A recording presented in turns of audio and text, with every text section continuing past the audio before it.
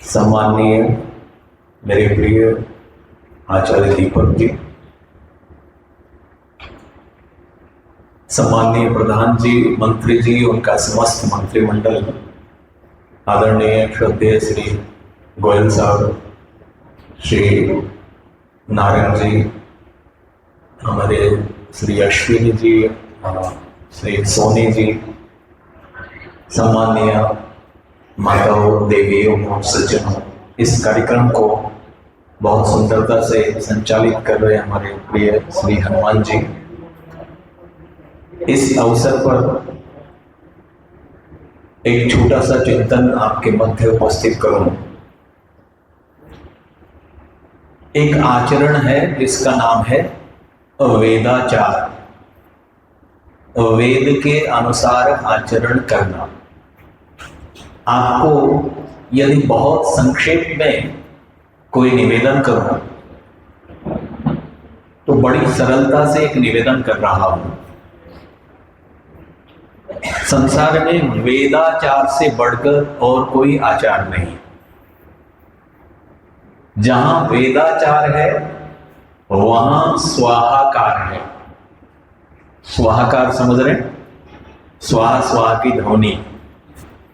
और जहां वेदाचार नहीं है वहां हाहाकार है।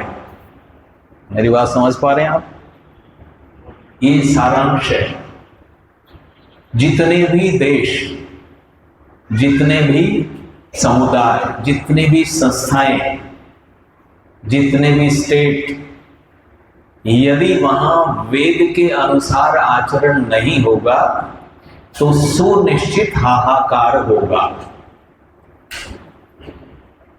यदि किसी घर की तस्वीर देखनी हो जहां वेदाचार नहीं है वहां पर हाहाकार होगा ही। जिस समाज में वेद के अनुसार आचरण नहीं होगा वहां पर हाहाकार होगा ही।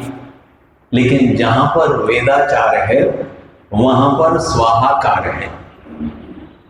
अब ये आपको चुनना है, हाहाकार चाहते हो या स्वाहाकार चाहते हो। एक निवेदन, और ये तो हमने डिसीजन किया, इसमें जो आनंद है, इसमें जो प्रफुल्लता है, इसमें जो प्रहसन है, हम केवल अकेले नहीं हंसते बल्कि हमारे साथ समाज भी, साथी भी, सभी लोग हंसते हैं। हम सब लोगों के नाम आदि जब रखे जाते हैं तो एक अर्थ उसमें छुपा होता है, एक भाव छुपा होता है। और उस भाव को माता पिता, दादा दादी जो भी उपस्थित होते हैं वो एक विचार लेकर चलते हैं। और नाम एक आपके जीवन का लक्ष्य होता है, लेकिन उसको कितना सार्थक कर पाता हूं ये फिर वेद के संगति में आने पर निर्भर है, वेदाचार पर निर्भर है। इसलिए आज हमारे यजमान पद पर सुशोभित रहे आदरणीय श्री राजा बृजभूषण जी, एक छोटा सा संदेश आप सबके लिए इस रूप में, वेद को अपनाना होगा। वेद को अपनाकर ही आप समस्त वैभव को प्राप्त कर सकते हैं। खोई हुई शारीरिक शक्ति, खोई हुई मानसिक शक्ति, आत्मिक शक्ति, ये पुनर्सृजित होती है, फिर से प्राप्त हो जाती है। यदि आपने वेद का निंदा का पक्ष ले लिया, यानी वेद को नहीं मानना, नास्तिक और आस्तिक दो लोग होते हैं हमारे यहाँ। तो नास्तिक का मतलब इतना नहीं होता कि जो ईश्वर को नहीं मानता। हमारे यहाँ तो परिभाषित किया, वेद निंदको ही नास्तिक।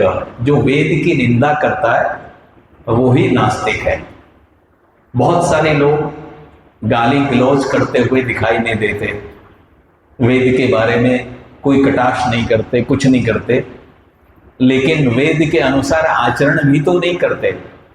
तो ऐसा मत मान लेना कि वेद की निंदा वो लोग करते हैं जो खुलकर कुछ बोल रहे हो, ऐसा नहीं। जो वेद के अनुसार आचरण नहीं कर रहे वो सब वेद निंदक है, यानी नास्तिक है। इसलिए हम समस्त विचारों को एक जगह समाहित करें और एक जगह केंद्रित करें। वेद का एक सुंदर सा मंत्र आता है, वैश्वदेवी आरबध्वम वचसे शुद्धा भवंत शुचयः पावका अतिक्रामंत दुरिता पदानि। वेद का एक पावन संदेश है कि हम वैश्वदेवी, वेद को कहा विश्व के अंदर दिव्यता को भरने की जिसमें योग्यता और सामर्थ्य है वो है वेद, इसलिए इसको विश्व की देवी कहा। दिव्यता से यदि आपका जीवन आपको भरना है तो वेद माता के शरण में आओ। पूरी तरह से आपका देखना भी दिव्यता से भरा हुआ होगा, आपका श्रवण भी, आपका मनन भी, आपका चिंतन भी। पिछले लगभग 1 महीने से हमारे देश में एक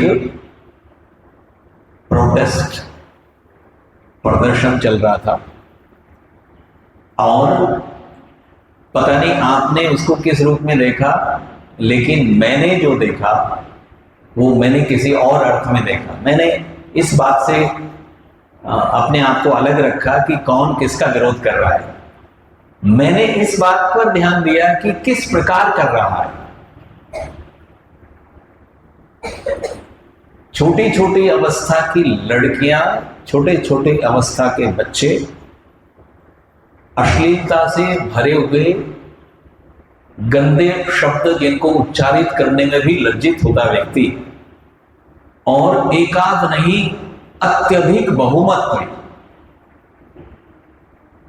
हमारे यहां, मैं आपको निवेदन करना चाहता हूं, महाभारत का वो दृश्य याद करें आप, जब द्रौपदी को भरी सभा में लाया गया था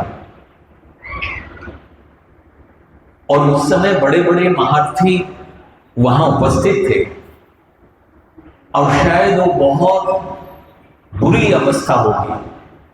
हमारी सभा में अपनी वाणी से बड़ों का अनादर कर देवे, गाली गलौज तो बहुत दूर की बात है, उसी को बहुत बुरा माना गया। हमारी सभ्यता, हमारी संस्कृति इतनी उज्जवल है।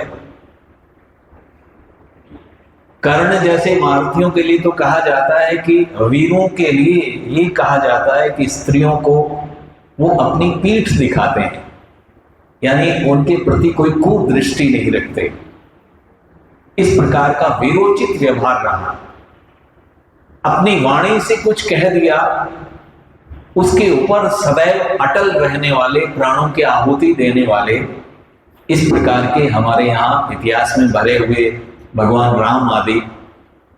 तो आप आज वेदाचार न होने से इस अवस्था में आ गए, इसलिए ये चिंता का विषय है और इस पर आपको दृष्टिपात करना पड़ेगा।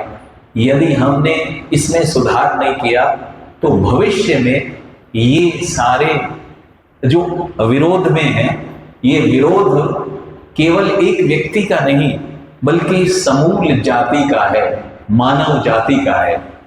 यानी मनुष्यता का अभाव हो जाएगा और दानवीय शक्तियां इतनी प्रबल हो जाएंगी तो आपका ये सुखद सुसज्जित सुरम्य वातावरण कहां से बना पाएंगे। इसलिए इस पर हमें चिंतन करना पड़ेगा। इस विचारधारा को, इस वेदाचार को मैं अपने तक सीमित ना रखूं, बल्कि इसका प्रसारण ज्यादा से ज्यादा करूं। ये हमारा कर्तव्य है। जरूर उस माँ के, उस पिता के, उस आचार्य के लिए ये बहुत बड़ी चुनौती है कि जो मेरे घर से पैदा होकर और उच्च शिक्षा के स्तर तक पहुंच गया और उसके मन में इतनी मलिनता है, उसकी वाणी में अपशब्द हैं और ऐसे अपशब्द हैं जिनको सुनने में भी लज्जा आए। ये चुनौती किसके लिए है? माता पिता और समाज के लिए। इसलिए एक ही तरीका वैश्वदेवी आरबध्वम, कि वेद को आरंभ करें, वेद की शिक्षा को घर घर में फैलाया जाए। आज हम इसको घर घर में नहीं फैला पा रहे, सीमित सा हो गया है, इतना सीमित हो गया कि कभी कभार किसी ने खोल लिया हो।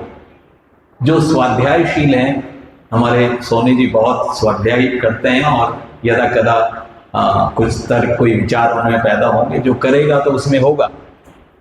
ये स्वाध्याय प्रेम आपके विचारों को कितना उदात्त बनाएगा। एक छोटा सा कुत्सित विचार, उसका दुष्परिणाम कितना भयावह है। मैं मंथरा की बात कर रहा हूं। कितना सा विचार था, जरा सा ही तो विचार था, और उसको हवा दी और कितना बड़ा उसका दुष्परिणाम हुआ। ये मैं आपसे निवेदन कर रहा हूं, यदि आपकी देख रेख में, आपके घर में, आपके परिवार में, आपके समाज में कोई कुत्सित विचार पनप रहा है और उसको कहीं से हवा मिल रही है, तो आप उस आग से कैसे बच पाएंगे, ये सोचने का विषय है। इसलिए एक ही तरीका है, वेदाचार करें और स्वाहाकार करें। वेद को अपनाएं और यज्ञ आदि करते हुए सुंदर सा वातावरण बनाएं। ये हम सबका कर्तव्य है।